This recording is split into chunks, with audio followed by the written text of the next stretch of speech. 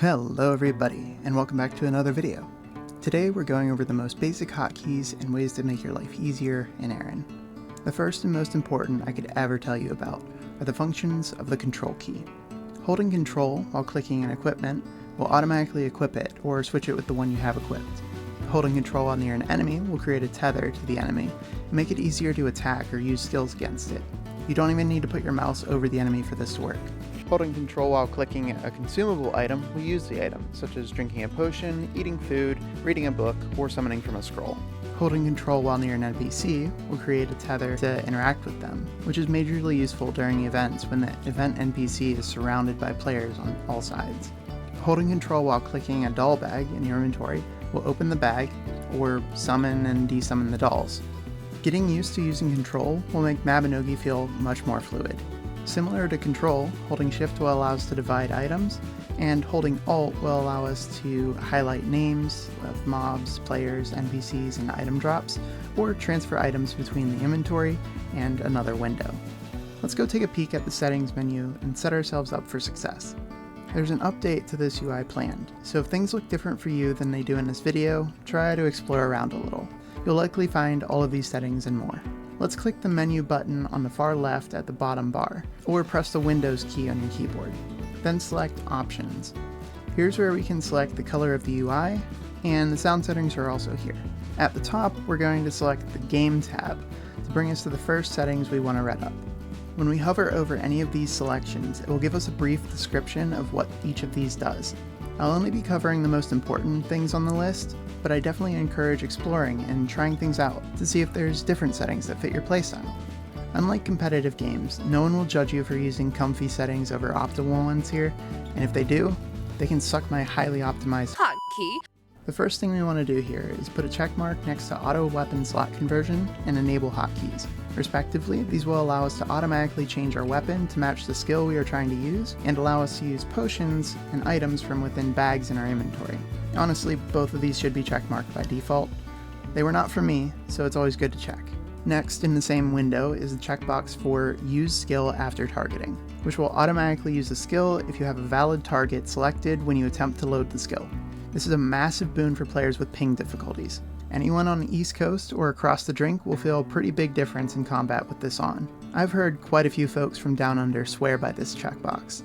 It definitely takes some getting used to, and makes it very difficult to use skills like Wind Blast. Maybe one day we'll have this as a toggle instead of buried in the settings. At the bottom of this list is a checkbox for our friendly neighborhood Harmonic Saints that allow you to choose if the healing abilities can target full health allies using control, or if only damaged allies can be targeted. With the introduction of overshields to their abilities, it's become very useful to be able to target full health allies. Time to hop over to the Etc tab under Game. Here are the options for extra hotkey bars. Let's talk about these for a sec. The default hotkey bar at the top of your screen is called the skill array. The skill array uses the keys F1 through F12 and 1 through $. Additionally, while the chat bar is closed, holding shift will grant access to the secondary set of F1 through F12 slots. To add a skill, action, pet, or item to any hotkey slot, you'll want to drag the icon or the item to the slot and then release. To remove a skill, action, pet, or item from a hotkey bar, you can right-click on the icon. There's an optional secondary skill array we can enable, which I always have on. Once enabled, you'll see a button under each array that designates which is active. In addition to the skill arrays, we also have extra skill slot 1 and 2, which can be moved around the screen for ease of use. By locking the extra skill slots, you lose the ability to move them around or remove hotkeys from these slots, but will be able to click any of the slots left blank to enemies or terrain behind them. There's also an option to make these icons smaller to save screen space on lower resolutions. Below this are the commonly disabled Allow Equipment View and Make Journal Public, which allow players to peek at your currently equipped items and journal progress. There's no detriment to leaving these on, but unchecking these boxes is an easy way to maintain some privacy on your build or progress in the game. These days I leave mine on as I frequently get questions about my build and what gear I would recommend. It's super helpful to have this on, even temporarily, if you're asking for recommendations and strategies as well, so they can tailor advice based on your current equipment. Directly beneath this is Summons Finish Automatically that will make it feel much more fluid to fight with your pets, and skip transformation scenes, which is great during harder content, where losing track of enemy movements during a cutscene comes with a price. One I don't see often used is the Hide Talent Title Icon checkbox, but I do recommend this. While we're on the topic of hiding things, there are some default keybinds to hide the UI, names, and parties. These keys are \, Control-N, and Control-P. I use these all the time for video shoots. Even in the Hotkeys 101 video, I do want to talk about these two hotkeys in the hotkey settings that we might want to rebind. One of them is the Item Pickup hotkey, and the other is the Object Target hotkey.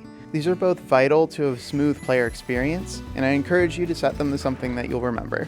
And finally, what is to me the most important skill in the game? Instant dialogue speed. This will save you so much time on your story quest.